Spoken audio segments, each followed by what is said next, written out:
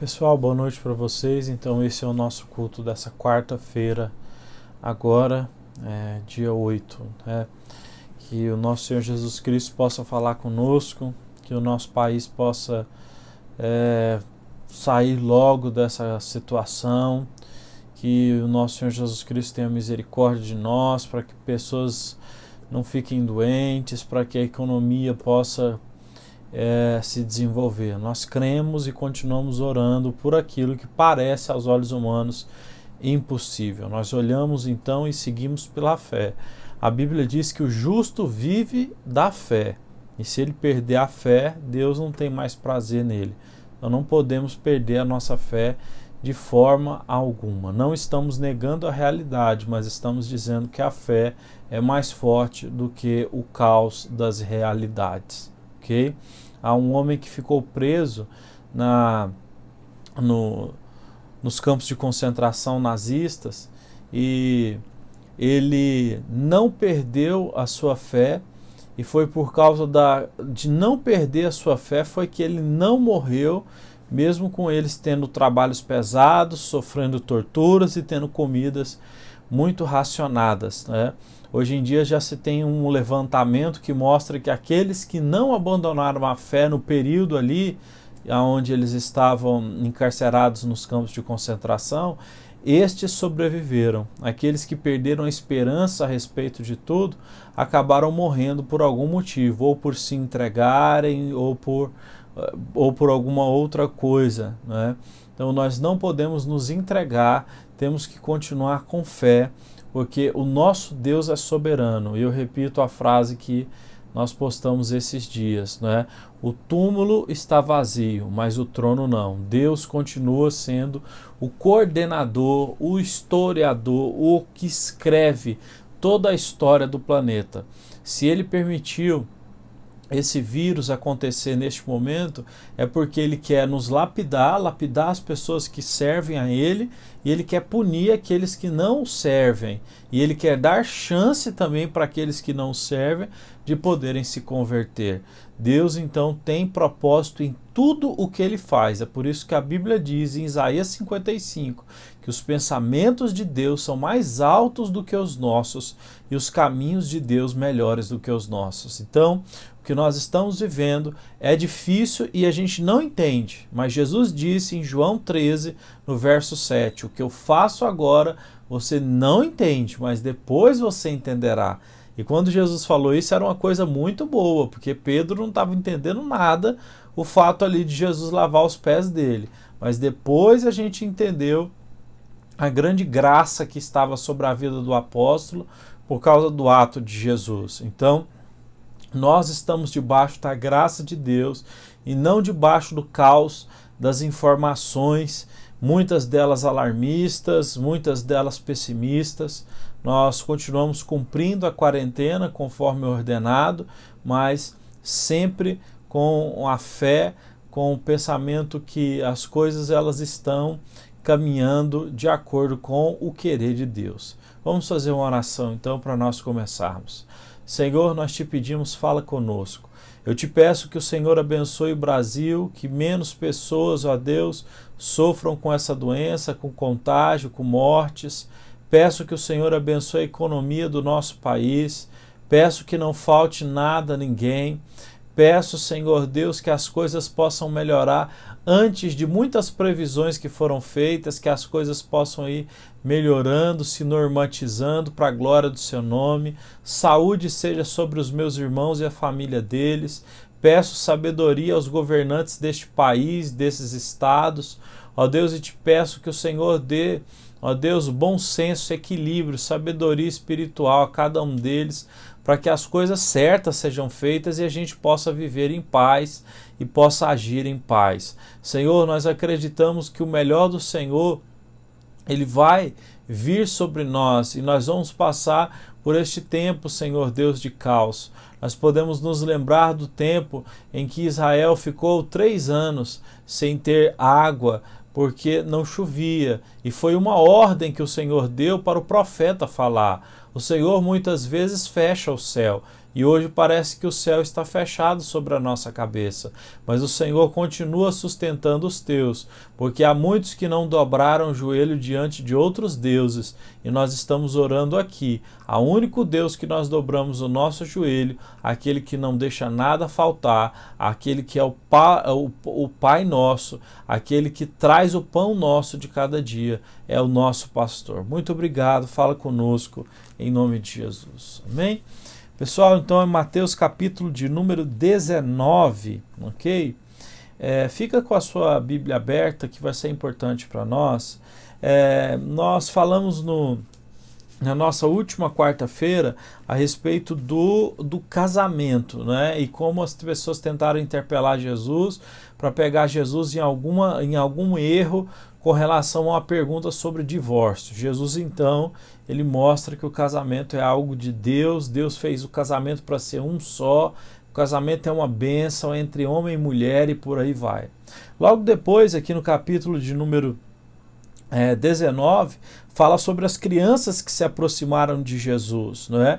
Os discípulos repreendiam as crianças. Naquela época, tanto os judeus como os gregos, eles davam pouca importância às crianças. As crianças eram como se fosse uma espécie de fardo. Então, quando as crianças começaram a ir até Jesus e Jesus impôs a mão sobre elas, os discípulos começaram a tentar barrar, porque ficou parecendo que Jesus estava perdendo tempo. Mas Jesus disse, deixem vir a mim as crianças, porque o reino dos céus é semelhante a elas. Então, esse texto aqui nos mostra que o reino dos céus, ele está próximo daqueles que têm humildade de coração e entrega. As crianças, elas se entregam, elas são humildes, elas se dispõem a confiar. E é isso que Jesus então estava vendo. Jesus impetrou a mão sobre a cabeça delas, abençoando elas na autoridade do seu próprio nome, do poder do nosso Deus. E isso é algo muito maravilhoso. Então, ali, o que parecia ser um embaraço, na verdade, era uma bênção. Então, os discípulos achavam que essas crianças estavam tomando o lugar dos adultos, mas Jesus usou o exemplo das crianças para dizer: vocês adultos precisam se tornar como as crianças. As crianças, então, elas não colocam coisas no seu coração para que elas confiem nessas coisas mais do que nas coisas que realmente importam. As crianças, elas acreditam o quê? Nos pais, elas acreditam no ensino dos pais. É por isso que a Bíblia diz que nós devemos ensinar a criança desde que ela é pequena. Deuteronômio capítulo 4, Provérbios 22, verso 6, diz: ensina a criança no caminho que ela deve andar, para no futuro não se desviar dele. Porque a criança, ela confia, ela absorve, ela se entrega, ela põe fé, enquanto os adultos muitas vezes não. Mas isso aqui é só um preâmbulo que eu estou fazendo, porque de fato o nosso texto no dia de hoje, justamente porque eu já preguei na igreja há poucos dias atrás sobre Jesus abençoar as crianças, é sobre um homem, né, que na verdade parecia perfeito. Por isso o tema da nossa mensagem hoje é um homem que parecia ser perfeito. Esse é o nosso tema. Então nós temos o caso de um homem que se aproxima de Jesus, não é? E ele é praticamente perfeito. Uma coisa que me chama muito a atenção é que o nome desse homem não é citado nas Escrituras, não é? Quando as Escrituras se referem a ele, usam então as palavras, né, jovem rico. E a gente sabe que pelas Escrituras a forma como você se dirigia a uma pessoa, isso tinha muito a ver com o caráter e como aquela pessoa se posicionava na sociedade. Então, esse rapaz não tem nome, mas ele é conhecido por ser o jovem rico. E aqui eu quero que você pense, como é que as pessoas olham para você? Quando alguém olha para você, elas te enxergam pelo teu nome, elas te enxergam pela tua carreira, elas te enxergam pela tua vida espiritual, elas te enxergam pelas posses que você tem, elas te enxergam pelas mentiras que você conta. Você, de fato, quando as pessoas pensam em você, você é lembrado como, não é? O que marca a sua identidade mais do que do que outras coisas? Porque a nossa vida, várias coisas marcam a nossa identidade, mas uma marca mais. Por exemplo, eu dou aula, eu escrevo livro, eu faço muitas coisas nesse sentido educacional, mas é mais forte na minha identidade o pastorado, que foi um chamado que Deus me deu. Então eu sou um pastor, né, que também é professor, que é escritor e por aí vai, né? Então, que é psicopedagogo também. Então veja bem, nós precisamos, né, parar para pensar sobre isso, porque esse rapaz, quando se aproxima de Jesus, ele na verdade, ele não tem uma identidade definida, né, segundo os padrões ao qual ele mesmo queria mostrar. Porque quando ele chega na frente de Jesus, né, ele parece ser uma pessoa perfeita. Por que ele parece ser uma pessoa perfeita? Primeiro porque ele era um jovem, né, e ele era um jovem vigoroso, um jovem que também tinha proeminência na sociedade. Um jovem que além de ser rico, era proeminente, era uma pessoa que tinha posição. As pessoas que tinham posição, elas não corriam, né? Elas só andavam. Mas aqui o texto mostra que ele vai se aproximar de Jesus, não é? Já de uma forma diferente, meio que correndo. Mas a questão é que esse jovem, ele estava no alvorecer da sua vida. Ele tinha toda a sua vida pela frente e todas as oportunidades de continuar conquistando, né, as suas riquezas. Ele era riquíssimo, o texto vai dizer, né? Ele era proeminente, como eu acabei de dizer. Ele também era virtuoso, né? Ele era de fato ético e moral. Ele era um homem que tinha um padrão moral e ético alto, né? Era um homem também que estava insatisfeito com a sua espiritualidade. Então, vamos trabalhar alguns pontos aqui. Capítulo 19 aí, versículo de número 16. E eis que alguém, aproximando-se, lhe perguntou: Mestre, que farei eu de bom para alcançar a vida eterna? Aqui a gente vê que ele tem uma insatisfação espiritual. Ele busca uma resposta sobre como ter certeza que ele vai aos céus. Ele está insatisfeito. O que ele vive hoje, espiritualmente, não traz convicção ao coração dele de que ele está no caminho da salvação. Verso 17. Respondeu Jesus: Por que me pergunta acerca do que é bom? Bom só existe um. Se queres, porém, entrar na vida, guarda os mandamentos. Bom, então, quando ele se aproxima de Jesus, ele se aproxima, não é, com um pensamento que é um pouco errado. Na verdade, ele estava sedento pela salvação. Olha como a história desse jovem, ela é misturada de coisas certas, de pensamentos certos e pensamentos errados da parte dele. Ele queria a salvação, mas a forma dele abordar Jesus é literalmente dele entender ou dele pensar que a salvação é por méritos, não é? Então ele pergunta a Jesus o que ele deve fazer de bom para herdar o reino dos céus, não é? Há também a interpretação de que ele se refere a Jesus como sendo bom, como se aquilo ali fosse um ato de bajulação para tentar abrir o coração do nosso Mestre, do nosso Senhor Jesus Cristo. Então, é importante a gente entender que nada que esse cara estava vivendo, que a gente não sabe o nome, satisfazia o coração dele. Ser rico não bastava. Ser honesto não bastava. Ser religioso como ele era religioso não bastava, tanto que ele foi até Jesus. A nossa alma, ela tem sede de Deus. E esse jovem, ele padecia de um paradoxo psicológico. Então, psicologicamente, ele sabia que tinha alguma coisa faltando em sua vida. Ele não se achava em falta em relação aos cumprimentos daqueles mandamentos terrenos, mas ele tinha consciência de que alguma coisa estava faltando, alguma coisa que talvez seria a principal, e de fato era a principal, né? Então o jovem pensava na bondade, né, em termos quantitativos, né? Quantas coisas ele faz de bem, né? Atividades, quantas atividades boas ele faz. Então a pergunta que ele faz a Jesus revela um convencimento orgulhoso e um desespero, né, patético da parte dele. Então ele, né, quando ele tenta mostrar toda essa pompa de que ele segue os mandamentos de Deus, de que ele não falha em seguir os mandamentos de Deus, ele mostra na verdade prepotência,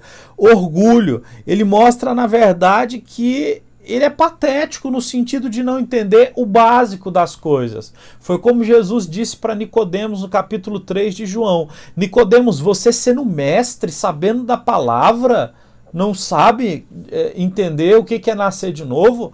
Todo que é nascido da água e do Espírito, esse herdará o reino do céu. E Nicodemos disse, mas como nascer de novo? Eu já sou um homem velho. Jesus disse, você é mestre Israel e não entendeu nada, que o nascimento que eu estou falando é um nascimento espiritual. Então isso é uma coisa séria. Então esse jovem estava sedento pela salvação, mas procurando ela por motivos errados. Ele se apresentou a Jesus então como um cara bom, ético, moral, justo, né, como uma pessoa que fazia boas obras, como alguém, né, que aparentemente era perfeito. Esse é o tema da nossa mensagem. Um homem aparentemente perfeito. Só que não havia salvação. Porque a salvação não é por meio de nenhuma compra. E aí, eu preciso então dizer isso a vocês. Por quê? Porque quando ele olha para Jesus e entende que Jesus é esse Deus que ele tem na cabecinha dele, ele está totalmente equivocado. Porque Jesus Cristo, a fé cristã, é a única fé em que a salvação não é por você comprar a sua salvação, comprar a sua bênção espiritual. Ela é gratuita. A Bíblia diz que a nossa salvação é pela graça por meio da fé. Não é dom dos homens, é dom de Deus para que ninguém se glorie. Então, para que ninguém fale que faça boas obras e merece o céu, Deus nos presenteou com a salvação quando ele entrega o seu filho na cruz e o seu filho coloca os nossos pecados nas costas dele. Então a fé cristã não é uma fé que conquista a salvação pelas obras. E quando esse rapaz chega em Jesus e diz, eu faço as coisas certas, eu sou um homem certo, ele está caindo nessa mesma questão que a gente encontra hoje muitas vezes. Eu já evangelizei pessoas que muitas vezes disseram assim, pastor, você é um rapaz legal, um cara legal e tal, mas eu não preciso da igreja, porque eu sou um pai de família bacana, eu não traio a minha esposa, eu cuido dos meus filhos, eu pago as minhas contas, eu sou um homem generoso, eu ajudo as pessoas. Sim, mas falta uma coisa ainda, falta a principal coisa. Esse jovem, quando ele chegou diante de Jesus, foi justamente para Jesus dizer para ele, meu filho, essas coisas não podem te salvar. Você tem que fazer essas coisas sim, mas como consequência da sua salvação. Então olha o que o texto sagrado diz, né? Verso de número 18. E ele lhe perguntou, quais? Respondeu Jesus, né? Porque Jesus disse a ele, guarda os mandamentos. Guarda lá os 10 mandamentos para você ser salvo. E ele perguntou, quais? Jesus respondeu, não matarás, não adulterarás, não furtarás, não dirás falso testemunho, honra teu pai e a tua mãe, ama o teu próximo como a ti mesmo. E replicou o jovem, tudo isso tenho feito desde que eu ainda sou jovem. Isso não é verdade.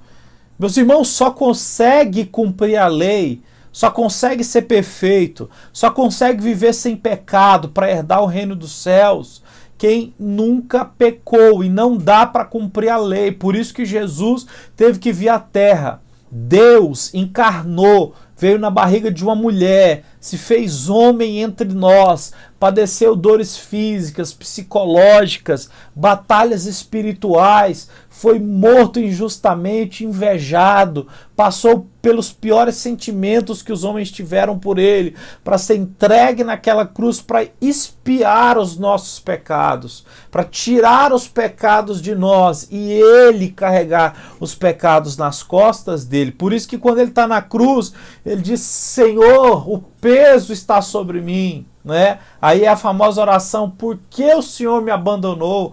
O peso do pecado ali em Jesus é grande a ponto dele perceber, dele ver que que Deus se afasta de onde tem pecado. Deus não habita junto com o pecado. Há uma separação, uma muralha que separa o pecado e Deus. A Bíblia diz, Isaías capítulo 59. Então, nós precisamos entender isso. Então, esse Jesus que ele se aproximou, né, não era a pessoa que ele achava que era. Ele foi a Jesus, buscou o único que podia salvar. Ele já tinha ouvido falar de Jesus, sabia que Jesus salvara muitas pessoas, mas ele veio até Jesus, né, e ele estava de fato vazio. Ele não buscou, então, né, o meio correto. Ele buscou atalhos para ter convicção sobre o reino dos céus. Então, isso é uma coisa, né?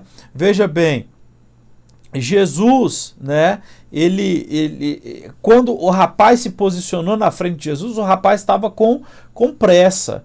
E eis que alguém aproximou-se, né, rapidamente aos pés de Jesus. Esse rapaz, ele tinha de fato o entendimento que o caminho dele não estava certo, mas ele fazia questão de dizer que estava tudo bem, que ele seguia todos os mandamentos. Meu irmão, quem que é que, como Jesus disse aqui, que nunca pecou? Quem é que nunca desonrou o pai e a mãe? Quem é que nunca prestou um falso testemunho?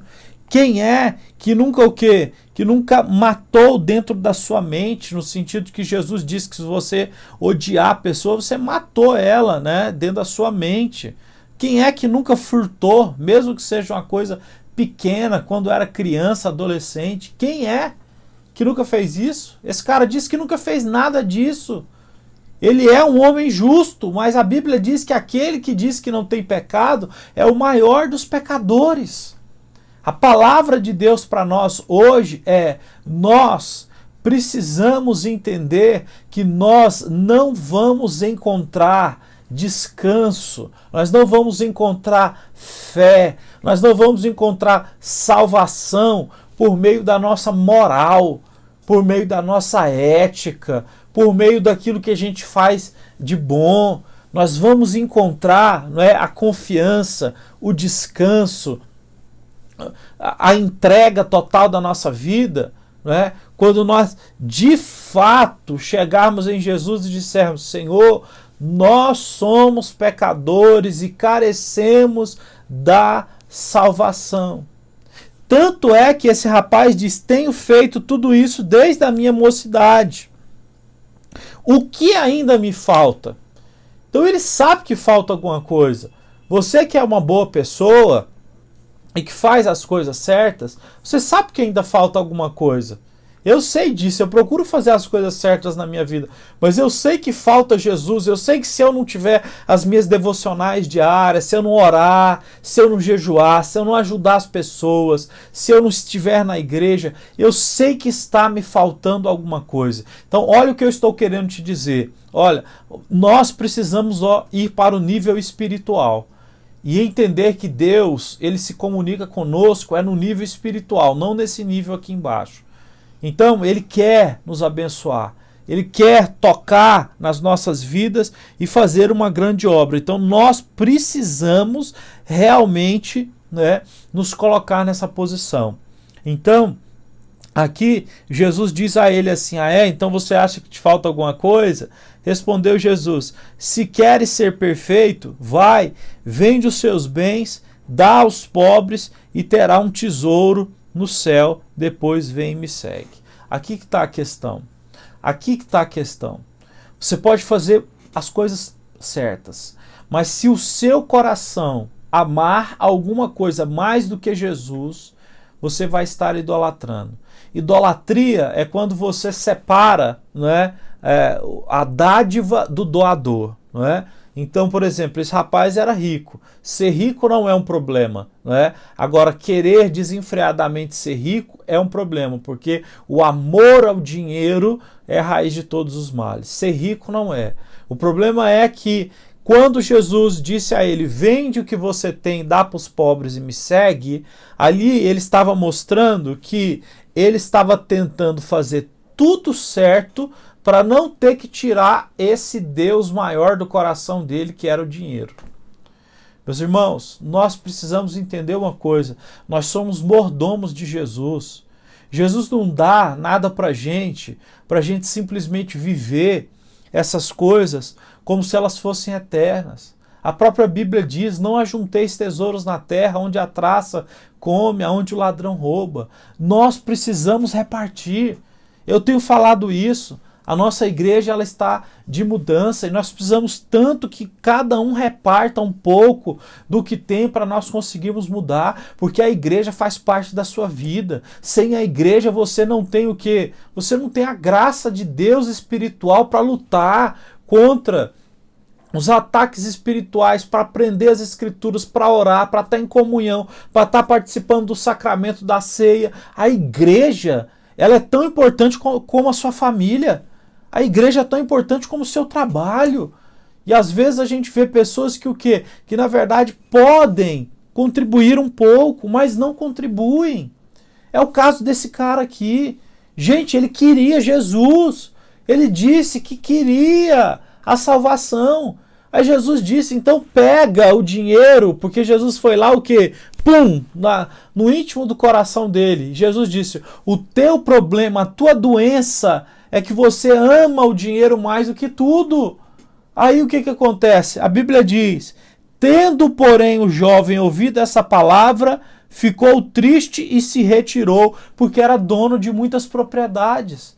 Meu Deus! Esse rapaz era dono de muitas propriedades, ele poderia inclusive vender algumas delas e ajudar pessoas. Não é? Eu não consigo entender. Se eu tivesse condições, eu realmente faria muito mais pela igreja no sentido financeiro.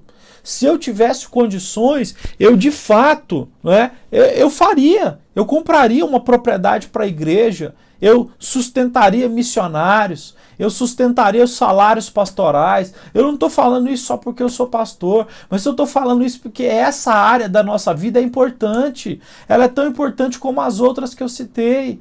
Assim como nós precisamos de médico, precisamos de trabalho, precisamos de família, precisamos de amigo, a igreja, ela tem um papel tão importante que se você fizer uma autoavaliação aí na sua vida, você vê como a igreja já te ajudou de uma forma assim extraordinária, aonde Deus fez coisas na sua vida através de outras pessoas, por conselhos que você recebeu, orações que você recebeu, pregações que você ouviu, músicas que você cantou. Então, a igreja não pode acabar. A nossa igreja está passando por uma fase de transição. Infelizmente, a gente está praticamente zerado em ofertas. Eu sei que nós estamos à distância, mas, por exemplo, a gente à distância, né? Na última reunião à distância nossa, deu R$0 de oferta. Para a igreja que está mudando. Pastor, está todo mundo em dificuldade. Está em dificuldade sim. Mas é R$10 que você oferta, que mostra o que? O seu comprometimento de dizer, eu estou com essa obra, eu entendo a importância dessa obra. O que adiantou esse cara chegar diante de Jesus lá com toda essa pompa? Eu era importante, rico, não faço nada de mal, sou um homem honesto, tenho moralidade. É quando Jesus disse, a sua doença é o dinheiro do teu coração, porque você não se converteu na área do dinheiro. Aí o que acontece? Esse homem sai chorando e triste, e não segue a Jesus. Meus irmãos, escute o que eu estou te falando. Essa palavra para nós hoje é: nós não temos chegado a esse nível de sermos, entre aspas, perfeitos, porque nós não temos tido o nosso bolso convertido. Eu falo isso por mim e por todos. Quantas vezes nós gastamos muito mais com coisas dessa vida do que com coisas que vão gerar glória para o reino de Deus? Se você fazer uma estimativa, você vê que o que nós fazemos tão pouco, mas tão pouco, que dá vergonha. Quando a gente olha Jesus olhando a mulher lá, ela deu 3 moedinhas de cobre, viúva pobre, né? Jesus olhou, essa mulher foi abençoada por Deus. Essa mulher acabou de receber a graça de Deus, porque Deus vai abençoar ela pelo que ela está fazendo agora. Está dando pouco da sua pobreza, porque ela está o quê? Liberta desse Deus que é o dinheiro. Nós precisamos converter o nosso bolso e o nosso coração. É isso que o texto vai continuar dizendo aqui sobre o perigo das riquezas. O verso 23. Então disse Jesus aos seus discípulos: em verdade vos digo que um rico dificilmente entrará no reino dos céus. Esse que é o problema, gente. Quem mais tem condição de ajudar parece que não ajuda. Parece que simplesmente não entende que nós fomos chamados para ser mordomos de Deus e repartirmos as coisas que Deus coloca na nossa mão. Mas as pessoas que mais têm, às vezes, preferem o quê? Guardar para si, como aquele homem na Bíblia que diz que tinha um celeiro e começou a juntar, e ele juntou, depois acabou o espaço, ele quebrou, fez um celeiro maior, juntou, e um dia deitou na cama e disse: agora eu posso relaxar e desfrutar e comer de tudo que eu trabalhei aqui, que ninguém vai me encher o saco mais, e eu tenho tudo que eu preciso. A Bíblia diz: naquela mesma noite o homem morreu. Então, quantas pessoas, por falta de generosidade, liberalidade, estão trabalhando, poderiam que estão trabalhando, só juntando, poderiam estar ajudando a obra de Deus, que faz a diferença na vida de tanta gente. Quantas pessoas você já não viu em que as famílias estavam o quê? Presas em adultério e a igreja ajudava? Olha, só de exemplos de pessoas que eu ajudei, eu não estou colocando nome de ninguém na igreja, de gente também que nem participa e nem vai na igreja. Casamentos em que tinha adultério e que por causa da palavra de Deus, dos conselhos das orações, houve transformação. Pessoas que foram o quê? Que entenderam o evangelho, conversando das escrituras, foram batizadas. Pessoas que tinham problemas em lidar com o dinheiro e começaram a entender que o dinheiro é o quê? É um Deus, e dessa forma começaram a tratar o dinheiro da forma como é devida, o dinheiro é que tem que nos servir, não é a gente que tem que servir o dinheiro, não é o dinheiro que tem que mandar na gente, não. São casos e casos de pessoas que foram o quê? Abençoadas, que tinham problemas com depressão, e por causa da pregação, por causa do aconselhamento, foram tirando os pensamentos errados que vieram na mente de outras igrejas que passaram. Gente, é muita coisa que eu não posso ficar citando. Eu só quero te dizer isso. Olha, se você aceitar esse chamado de ter essa libertação do bolso, eu tenho certeza absoluta, que você entendeu o que Deus quer para você nesse momento. Você pode, Deus, o que é que o Senhor quer para mim? É aprender a ter libertação do dinheiro. Pastor, mas é na hora da crise. É na hora da crise que Deus nos liberta das coisas. Porque a Bíblia diz que Deus, ele nos coloca na provação. Para o quê? Para libertar o nosso coração. Eu já citei esse texto aqui, Deuteronômio capítulo 8. Deus nos colocou no deserto para a gente saber o que estava no nosso coração. Se você tem dificuldade, às vezes o seu coração pode ser como a parábola do semeador, um coração espinhento, que quando vem as preocupações da vida, a semente da palavra até caiu, mas as preocupações da vida vêm o quê? E sufocam a semente, e a semente não cresce. Essa é a hora de você dizer: Senhor, é o momento mais difícil, mas é o momento que eu vou ser liberto. Deus nos liberta nos momentos mais difíceis, entenda isso. Não adianta ficar esperando Deus te libertar quando você tiver. Essa é a questão. Ah, quando eu tiver muito eu faço. É quando você tem pouco e faz é que Deus te abençoa. Porque o que é fiel no pouco, Deus coloca como, né, no muito. Então, para não estender muito a nossa mensagem aí, verso de número 24. E ainda vos digo que é mais fácil passar um camelo pelo fundo de uma agulha do que entrar um rico no reino de Deus.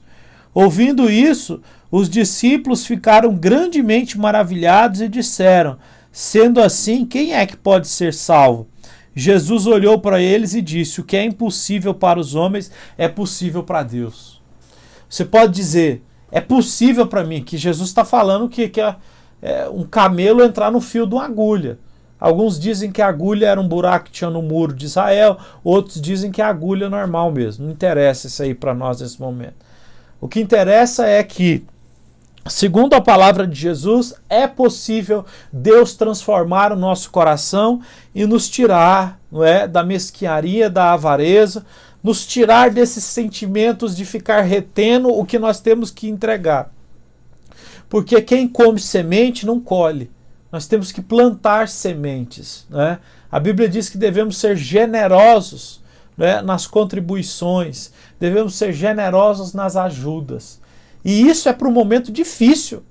É isso que você vê as igrejas fazendo. Elas estão agora doando cestas básicas, elas estão agora ajudando as pessoas com dificuldade. As igrejas que estão todas fechadas, sem receber nada de oferta, porque a distância, as pessoas não estão indo no culto, dificuldade muito grande. Então, a minha oração é para que Deus faça esse milagre, porque o que é impossível para os homens é possível para Deus. Deus está dizendo: é possível eu mudar o coração de um rico. É possível um rico não seguir a mesma trajetória do filho pródigo e sair, né, e simplesmente não seguir Jesus. É possível uma pessoa, então, caminhar, não é, nessa graça da generosidade, da liberalidade, e ser uma pessoa então aberta, não é, entendendo que essa pessoa ajuda, não porque ela é boa, mas porque a salvação entrou no coração dela, a regeneração entrou, então ela de fato ela se agrada, ela se alegra em dar, como Paulo diz, é melhor dar do que receber. Está escrito em Atos capítulo 20. Vamos fazer a nossa oração? O texto só termina então dizendo, né, que o Filho do Homem tem então preparado sim milagres para fazer em corações. Então a nossa oração hoje é: Deus, faz um milagre nos corações que estão presos no dinheiro, porque é só Deus que nos liberta de um ídolo. Então, se esse ídolo cair por terra, nós vamos vencer, a igreja vai vencer, sua família vai vencer, a sua vida espiritual vai vencer, você vai ser mais feliz, você vai estar psicologicamente mais equipado, você não vai sentir a necessidade de que tem algo faltando. Vamos orar. Senhor, eu oro nessa noite no nome de Jesus e peço-te, ó Deus, que o Espírito Santo se levante ao nosso favor, para que, ó Deus, o nosso coração seja liberto e que a nossa identidade seja uma identidade, ó Deus, honrada. Nós sabemos que temos que andar de forma correta, mas a maior de todas as coisas é de fato, Senhor Deus, a salvação por meio de Jesus Cristo, o nosso Senhor e Salvador. Liberta os nossos corações, ó Deus, de qualquer tipo de interação errada com o dinheiro. Nos dá humildade, liberalidade, nos dê, Senhor, generosidade para fazer mais do que a gente faz. É no momento difícil que é a hora da provação, porque é nessa hora que o Senhor nos prova, é nessa hora que o Senhor nos põe na parede e diz: e aí, você é ou não é aquele que é fiel? Porque ser fiel quando está fácil, todo mundo é. Mas ser fiel na hora da provação, aí sim. Então eu quero orar, Pai, lhe pedindo que o Senhor possa nos tocar. Nada é impossível, Senhor. Nós queremos contentamento emocional. Qualquer ídolo que possa estar no nosso coração, caia por terra. em nome de Jesus, nos prepara com essa palavra e essa oração para a Páscoa do dia de domingo, para a palavra que teremos sobre a Páscoa. Eu oro, Pai, pedindo a bênção sobre o país, a bênção sobre a igreja, a bênção sobre os meus irmãos que ouvem. Muito obrigado, oramos em nome de Jesus. Amém. Meus irmãos, Deus os abençoe, conte comigo. Precisou de ajuda, me chama no Zap, a gente ora, a gente conversa, a gente está junto nessa batalha. Vamos vencer ela, vamos continuar unidos, não é? Contribua com a igreja, ajude, isso é necessário, é bíblico também. Então, vamos partir por um caminho de fidelidade cada vez mais intensa, de fidelidade cada vez mais forte. Não é? Então, eu deixo essa palavra com vocês, não é? Um abraço a todos, um beijo no coração e nós estamos juntos na batalha. Deus abençoe, em nome de Jesus.